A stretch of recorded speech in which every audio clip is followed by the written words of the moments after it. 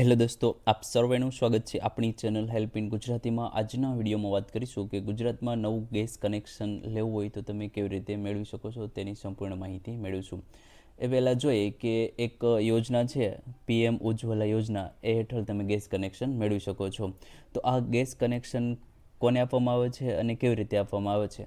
તો ગરીબ પરિવારો છે, જે સરકારની આ યોજના છે એ ગરીબ પરિવારો માટે છે. આ યોજના હેઠળ જો તમે ગેસ કનેક્શન લો છો તો તમને ફ્રીમાં ગેસ કનેક્શન આપવામાં આવે છે. મહિલાઓ માટે ખાસ પ્રકારની સુવિધા છે. ગુજરાતમાં લાખો લોકોના આ યોજનાનો લાભ લઈ ચૂક્યા છે. તો તમે જો ગરીબ ફેમિલીમાંથી આવતા હોય તો તમે આ યોજનાનો ફ્રીમાં લાભ લઈ શકો છો. હવે જોઈએ કે ગેસ કનેક્શન એટલે શું. તો ગેસ કનેક્શન એટલે કે LPG liquefied petroleum gas cylinder છે, રસોઈ માટે ઉપયોગમાં આવે છે. તો રસોઈ માટે જે સિલિન્ડર છે એ તમારે કનેક્શન તમારે લેવું હોય તો કેવી રીતે લેવું એ વિડીયોમાં માહિતી આપેલી છે. હવે ભારતમાં 3 મુખ્ય ગેસ કંપનીઓની વાત કરીએ તો ઇન્ડિયન ગેસ છે, HP ગેસ છે. તો આમાંથી કોઈ પણ કંપનીમાંથી તમે ગેસ કનેક્શન લઈ શકો છો. હવે જોઈએ કે નવું ગેસ કનેક્શન માટે જરૂરી ડોક્યુમેન્ટ, તો તમારે કયા ડોક્યુમેન્ટ તૈયાર રાખવા જોઈશે. તો એ માટે ઓળખના પુરાવા માટે તમારે કોઈ એક ડોક્યુમેન્ટ તૈયાર રાખવાનું છે, જેમાં તમે આધાર કાર્ડ છે, મતદાર કાર્ડ છે, પાન કાર્ડ છે, કોઈ પણ એક ડોક્યુમેન્ટ આપી શકો છો. સરનામાના પુરાવા માટે પણ તમારે એક ડોક્યુમેન્ટ આપવું જરૂરી છે, જેમાં તમે રેશન કાર્ડ છે, લાઇટ બિલ છે, પાણીનું બિલ છે, ભાડા કરાર છે, કોઈ પણ એક ડોક્યુમેન્ટ આપવાનું રહેશે. ત્યારબાદ તમારે પાસપોર્ટ સાઇઝના ફોટાની પણ જરૂરિયાત રહેશે અને બેંક પાસબુકની પણ જરૂરિયાત રહેશે. છેલ્લે તમારે એક ડિક્લેરેશન ફોર્મ ભરવાનું હોય છે કે પહેલેથી તમારી જોડે કોઈ ગેસ કનેક્શન નથી એવું તમારે એક સર્ટિફિકેટ આપવાનું હોય છે.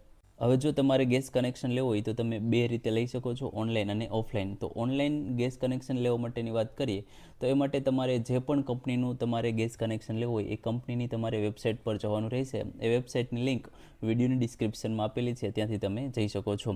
ગેસ કંપનીની વેબસાઇટ પર જવાનું રહેશે, ન્યૂ કનેક્શન છે પસંદ કરવાનું રહેશે. જે પણ ફોર્મ ખુલે છે એ વ્યવસ્થિત તમારે ફોર્મ ભરવાનું રહેશે. જે પણ ડોક્યુમેન્ટ તમારી જોડે માંગેલા છે એ ડોક્યુમેન્ટ તમારે ફોટો પાડીને JPG અથવા તો PDF સ્વરૂપે અપલોડ કરવાના રહેશે. ફોર્મ સબમિટ કરવાનું રહેશે અને ફોર્મ સબમિટ થઈ ગયા પછી ગેસ એજન્સી તમારા ઘરે વેરિફિકેશન માટે સંપર્ક કરશે. તો આ પ્રોસેસથી તમે ગેસ કનેક્શન લઈ શકો છો. હવે જો તમારે ઓનલાઈન પ્રોસેસ નથી કરવી, ઓફલાઈન પ્રોસેસથી ગેસ કનેક્શન લેવા માંગો છો તો એ પ્રોસેસથી પણ તમે લઈ શકો છો. એ માટે તમારા ઘરની નજીક જે પણ ગેસ એજન્સી છે જ્યાંથી તમે ગેસ કનેક્શન લેવા માંગો છો ત્યાં તમારે રૂબરૂ જવાનું રહેશે. જે પણ જોડે ડોક્યુમેન્ટ લઈ જવાના છે બધા ડોક્યુમેન્ટ તમારે જોડે લઈ જવાના રહેશે. તમારા નજીકના જે ગેસ એજન્સી છે ત્યાં રૂબરૂ જવાનું રહેશે.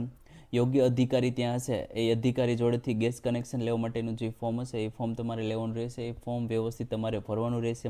જે પણ ડોક્યુમેન્ટ માંગેલા છે એ ડોક્યુમેન્ટની ઝેરોક્સ તમારે એ ફોર્મ સાથે જોડવાની રહેશે. ઓરિજિનલ ડોક્યુમેન્ટ જોડવાના નથી, ઓરિજિનલ ડોક્યુમેન્ટ તમારે જોડે રાખવાના છે.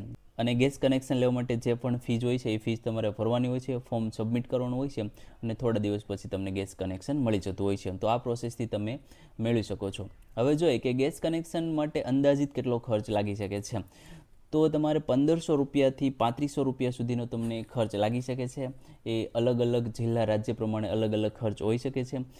જેમાં તમને કઈ કઈ વસ્તુ મળે છે તો ગેસ સિલિન્ડર છે એ મળે છે, રેગ્યુલેટર છે એ મળે છે અને જે જોડવા માટેની પાઇપ છે એ પાઇપ તમને મળે છે. આ 3 વસ્તુ તમને જોડે મળે છે અને ગેસ કનેક્શન તમને મળશે.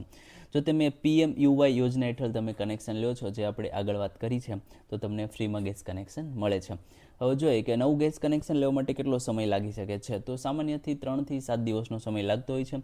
ક્યારેક 10 દિવસથી વધુ પણ સમય લાગી શકે છે. તો વર્કિંગ ડેઝના આધારે આમાં સમય વધારે ઓછો થઈ શકે છે. ત્યારબાદ હવે ગુજરાતમાં કેટલી ગેસ એજન્સી છે એની વાત કરીએ તો ગુજરાતમાં લગભગ 1000થી વધારે LPG ગેસ ડિસ્ટ્રીબ્યુટર એજન્સીઓ આવેલી છે.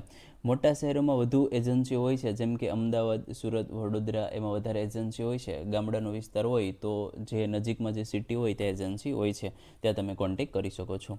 હવે જોઈએ કે ગેસ કનેક્શન લેતી વખતે ધ્યાનમાં રાખવા જેવી બાબતો, તો તમારે કઈ વસ્તુનું ધ્યાન રાખવું જરૂરી છે.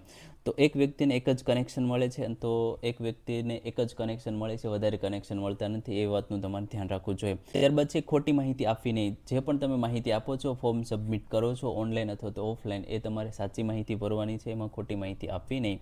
સબસિડી માટે એક બેંક એકાઉન્ટ જરૂરી છે. તો એમાં સબસિડી પણ મળતી હોય છે, તો એ માટે તમારી જોડે બેંક એકાઉન્ટ હોવું જરૂરી છે. ડિલિવરી સમયે સિલિન્ડર ચેક કરીને જ લેવું. તો જ્યારે પણ તમે આ ડિલિવરી લો છો ત્યારે જે પણ સિલિન્ડર તમને મળે છે એ તમારે વ્યવસ્થિત ચેક કરીને લેવું જોઈએ.